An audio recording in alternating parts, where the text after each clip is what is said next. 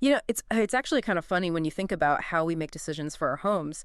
You will likely spend, I don't know, maybe 40 hours researching the ice maker on a $1,000 refrigerator. Oh, absolutely, reading every review. Right. You'll cross-reference the failure rates at the water pump. You'll measure the door clearance down to the exact millimeter, watching video tutorials on crisper drawer humidity. That's the full rabbit hole. Exactly. But then when it comes to the contractor installing a $12,000 piece of machinery in your attic, Right. a system that literally utilizes explosive gas and high voltage electricity, you might spend, 10 minutes checking them out. If that. Yeah. Honestly, it's usually less. Yeah, it's crazy. You see a shiny patch on a polo shirt, and you just blindly open your door and point them to the stairs, like, go right ahead. Well, we assume someone else has already done the vetting. We think, oh, they have a uniform, they must be legit. But the reality is they haven't been vetted. And that blind trust is exactly what bad actors in the home service industry completely rely on. And that is exactly what we are getting into today. Welcome to the deep dive. Today, we're going to completely dismantle that dynamic. It's a really important one. It really is. We are looking at a stack of incredibly revealing notes from an industry discussion. It was called Cool Talk with Hartzells. And we're looking at that alongside the official verification portal for NATE. Which stands for the North American Technician Excellence Board. Right, the North American Technician Excellence Board. And their database is located at natetex.org. So our mission for this deep dive is pretty simple, but it is vital. We are going to equip you with a 30-second secret weapon to weed out incompetent or even malicious contractors before they ever cross your threshold. Because, the stakes here go way beyond just avoiding a grumpy technician or, getting an overpriced bill. Yeah, it's a safety issue. Exactly. We are talking about people who are physically cutting into your home's natural gas lines. They are pulling 240-volt electrical disconnects. They're out there brazing copper pipes under immense pressure. It's not like fixing a squeaky cabinet hinge. No, not at all. If someone wires the secondary drain pan incorrectly, you don't just get a broken AC, you get catastrophic water damage pouring through your ceiling. Oh, wow, yeah. And obviously, if they mishandle the gas valve, the consequences are, well, they're much worse. You really need absolute certainty about the competency of the person holding that wrench. So to understand why you even need a secret weapon to verify these people, we kind of have to look at what that patch on the polo shirt is actually supposed to represent. Right, the NATE patch. Yeah, because a NATE certification isn't just, it's not some nice corporate logo that a franchise hands out to its new hires on their first day, right? No, definitely not. It is the undisputed gold standard for residential and commercial HVAC. And what makes it the gold standard is just the sheer difficulty of getting it. It's notoriously hard, right? Oh, incredibly hard. This is not a pay-to-pass scheme. You can't just sit in some hotel conference room for 4 hours, write a check, and walk out with a certificate. Right. The exams are actually written by a committee of working engineers and master technicians who are actively in the field. So, to get certified, a tech has to pass this sweeping core competency test. Covering what, exactly? It covers tools, safety, construction, basic science, all of that. Plus, they have to pass at least one highly specialized exam, like air conditioning service, or gas heating, or heat pumps. And the pass rate is pretty brutal from what the sources say. It hovers right around 60%. Yeah, 60%. So barely more than half of the people who sit down for this professional exam actually pass it. That is wild. And that metric tells you everything you need to know about the rigor, The exam doesn't just test rote memorization of a textbook. You can't just flashcard your way through it. It's applied diagnostics. Exactly. A question might give you, like the ambient outdoor temperature, the specific pressure reading on a manifold gauge, and the voltage at the compressor. And then it asks you to identify the failing component based on just that data. Wow. So you actually have to know how the whole system interacts. Yes. You cannot guess your way through that. You either understand the physics of the refrigeration cycle or you completely fail. Okay, so historically, when someone walked into your house with a card that said NATE certified, it carried real weight. They survived that gauntlet. Right, it meant something. But the notes highlight the central tension. There is a massive gap between claims NATE and actually NATE. Oh, a huge gap. Because at the end of the day, anyone can buy a counterfeit patch off the internet for $3. Anyone can print a convincing logo on a glossy business card. Yeah, and the HVAC trade has this unique vulnerability that allows this whole fake credential ecosystem to thrive. What do you mean by vulnerability? Well, the equipment itself has become incredibly complex. It's effectively turned into a black box for the average consumer. That makes sense. I mean, I don't know what's going on inside my furnace. Right. Most of us can look at, say, a leaky pipe under a sink and understand the basic mechanics. Water flows through a tube, it's leaking, we get it. Sure. But we have absolutely no way of eyeballing an HVAC technician and knowing if they actually understand the inner workings of a multi-stage gas valve. We just don't have the baseline knowledge to quiz them on it. And the sources highlight how this vulnerability gets exploited by what they call storm chasers, which, honestly, I always thought of storm chasers as roofers. Yeah, most people do. You know, the guys who show up after a hurricane. But apparently this operates in the exact same way for air conditioning and heating. It is a massive issue. Yeah. I mean, imagine a severe weather event. Let's say a huge hailstorm or a tornado rolls through a place like Kingfisher, Oklahoma. Within 24 hours, out-of-state crews roll into town. They set up a temporary storefront, print out a bunch of flyers, slap some magnetic decals on rented vans, and just start knocking on doors. Wow, just instantly capitalizing on the chaos. Completely.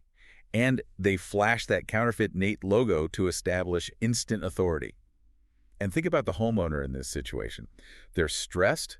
The house is 95 degrees because the AC is smashed, and they are trying to navigate a complicated insurance payout. Right, they just want it fixed. They're not going to be skeptical. Exactly. The scammers know the homeowner is desperate for a quick fix and won't question the patch. So they do this shoddy Band-Aid work just to get the system limping along.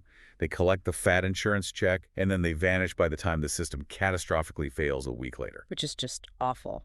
But that brings us to the secret weapon, natex.org. Yes, the ultimate shield against this. It is the solution to this entire mess. And the crazy part is it is completely free, it is public, and the sources estimate 95% of people who hire an HVAC contractor have never even heard of it. 95%. It's such a wasted resource. It requires no login, no sign up, no handing over your email address to some marketing list so you get spammed forever. It's just a live, real-time database pulling directly from the certification authority. Right. So let's walk through the exact choreography you should use on your porch. Let's say it's Tuesday morning, the van pulls into your driveway, you walk out to greet the tech. What do you do? Okay, so before you even open the door all the way, you greet them and simply ask for their unique Nate ID number. Just right off the bat. Yep. Every single legitimately certified tech has one. Think of it like a license plate for their career. You pull out your phone, go to natex.org, click Verify a Nate ID, and just type in that number. It's instant, right? Instant. The database returns their name, a photo if they have one on file, and a detailed list of their active current certifications. And the notes from the industry discussion mention that Nate is actually working on rolling out QR codes for tech badges soon. Yeah, that's going to be a game changer. So soon, you won't even have to type a number. You'll just scan their badge with your phone's camera, and their entire verified resume will pop up. Which is amazing. But even today, typing a number takes, 30 seconds? At most. But let me play devil's advocate for a second. Let's roleplay this. What happens in the real world when a guy is standing there and he just genuinely forgot his wallet in his truck? Or, he says he just passed the test last week and the physical card is still in the mail. Are we supposed to just shut the door in his face over a minor clerical issue? That feels a bit harsh. It might feel harsh, but yes. That should bring the entire transaction to a hard, immediate stop. Really? A hard stop? Absolutely. A legitimate Nate-certified technician knows their number. Remember that brutal pass rate we talked about? The 60%. Right. Passing that test is a point of immense professional pride. If they somehow don't have the number memorized, it is printed right there on their employee ID badge. Or they have the official Nate app on their smartphone that displays their active status. Okay, so there's really no excuse. None. The number never changes throughout their entire career. If they're giving you excuses on your porch, it means one of three things. They were never certified to begin with, their certification lapsed because they failed the continuing education, or the company they work for just slapped the patch on their uniform for marketing. Wow. So it really is a binary test. They either have the number ready to go or they do not cross the threshold. Exactly. But the tool also gives you something beyond just a simple yes or no on their identity. Right, the specialties. Yeah, it tells you exactly what they are certified to touch. Yeah. And this gets to the heart of specialization within the trade. Because it's not just one blanket certification. Right. You might type in the number, the name perfectly matches the guy standing on your porch, and the certification is active. But then you look closely at the screen. What if you're calling them out to repair a brand new, high-efficiency 95% gas furnace? Okay. And the portal clearly states this technician only holds a certification in oil heating service. Oh, wow. So they are officially certified, but they have zero proven competency in the specific hardware you actually need them to fix. Exactly. An oil furnace and a high-efficiency modulating gas furnace operate on fundamentally different physics and safety protocols. It's like asking a diesel mechanic to work on a Tesla. That's a perfect analogy. A genuinely good tech can sometimes adapt, but this tool gives you incredible insight. You suddenly know exactly what their core competency is before they even pick up a wrench. And that allows you to ask, like, hey, I see you specialize in oil heating. How comfortable are you with this specific gas system? Exactly. It puts the power back in your hands. That's huge. But, catching someone in a lie or catching a mismatch in skills is great. Right. But the sources talk about something even more powerful regarding the dynamic between you and a potential scammer. Oh, the psychological shift. Yes. Yeah. The physical act of asking for this number completely alters the psychology of the interaction. It entirely dismantles their business model from the ground up.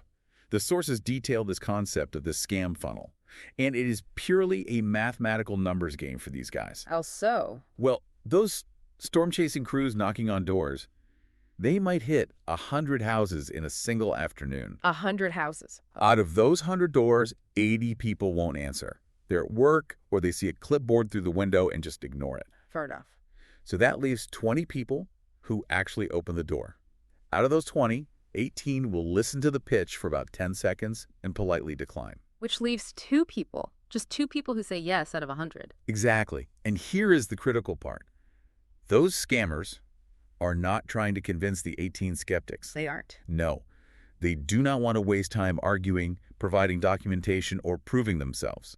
They are exclusively hunting for the 2 easy yeses who won't check a single credential and will just hand over an insurance deposit. That is fascinating. It's like turning on your porch light when a burglar is walking down your street. That's exactly what it is. The burglar isn't going to stop in his tracks, walk up to your brightly lit door, and try to pick the lock in broad daylight while you're standing in the window watching him. Right, he's just going to move on. He's going to keep walking until he finds a house that is completely dark.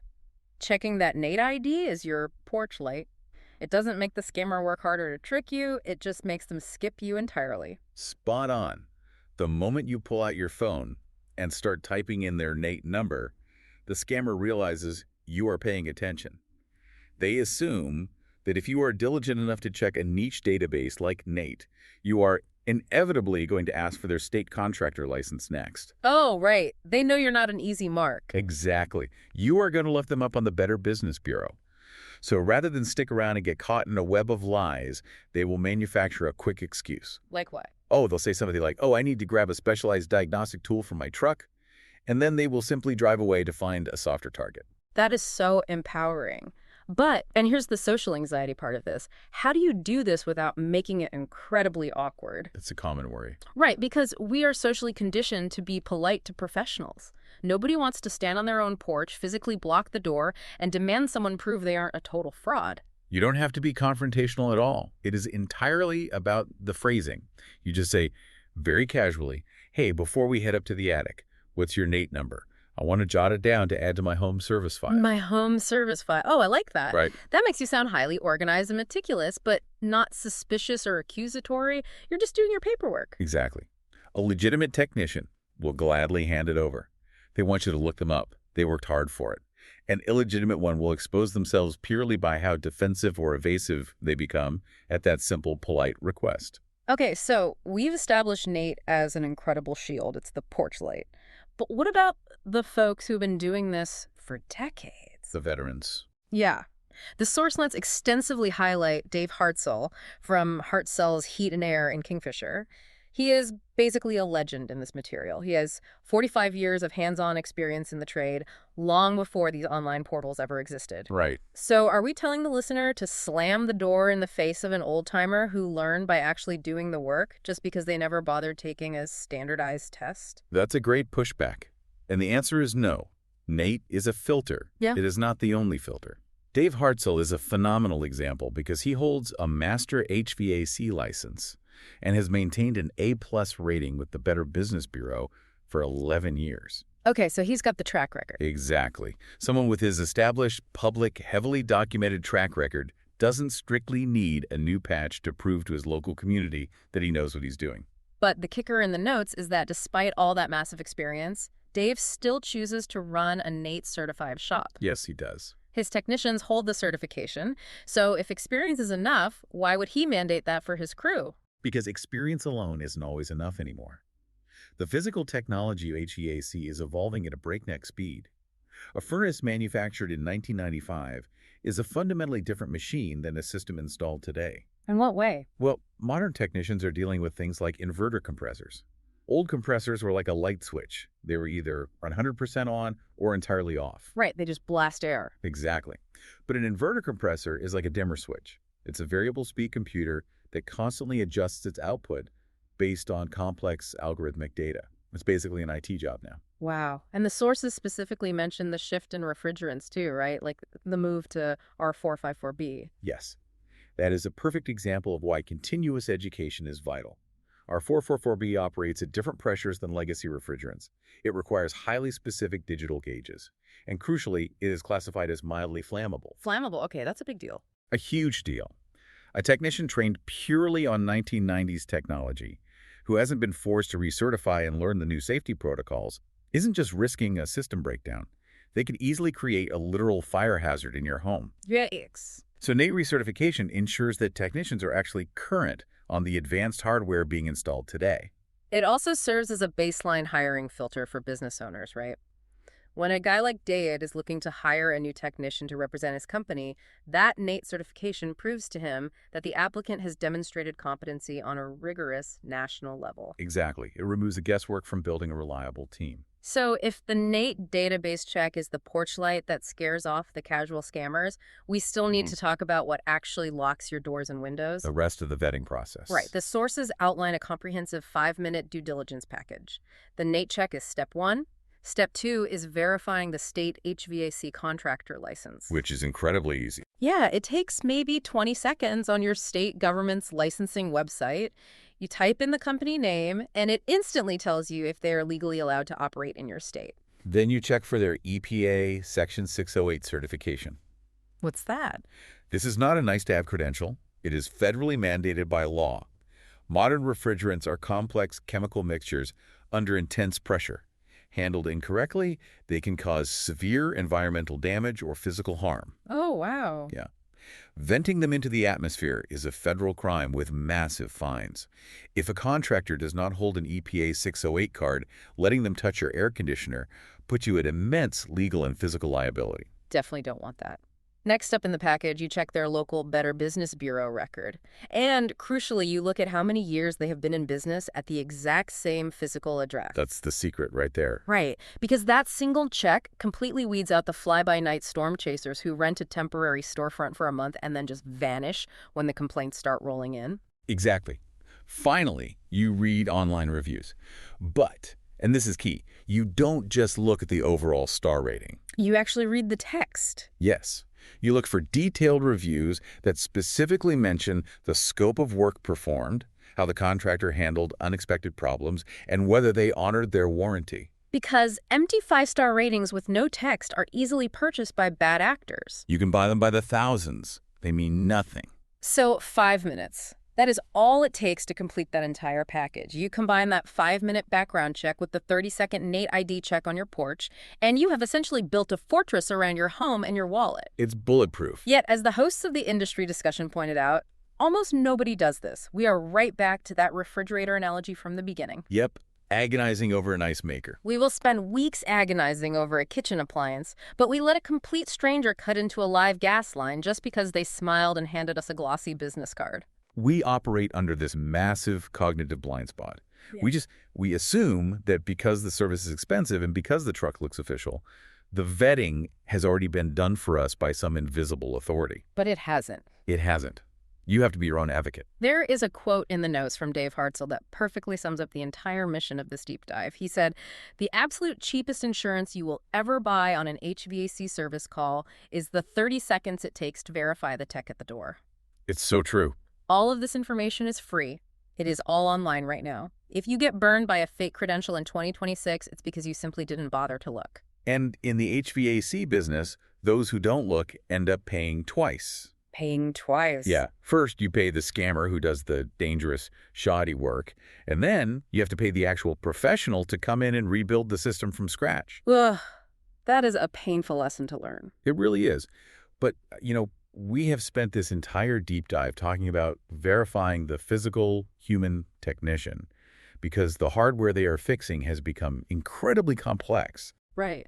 But as our homes become increasingly smart and interconnected, the definition of what an HVAC technician actually touches is shifting. How do you mean? Well, think about your new communicating smart thermostat.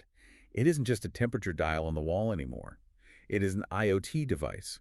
It is connected to the exact same Wi-Fi network as your personal laptop, your home security cameras, and the phone you use for your banking. Oh, wow. I didn't even think about that. Yeah. It raises a genuinely fascinating and honestly somewhat alarming question for the near future. Will we soon reach a point where homeowners need to verify the cybersecurity and software credentials of the contractors they hire? Just to ensure that a routine AC repair doesn't accidentally leave a digital backdoor open to their entire home network. Man, that is a terrifying but entirely real thought to leave you with. Until they invent a 30-second verification portal for HVAC cybersecurity, please do your homework with the tools we have right now for the physical hardware. Don't let your house be the dark one on the street when the scammers come knocking. Turn on your porch light. Thanks for joining us on this deep dive.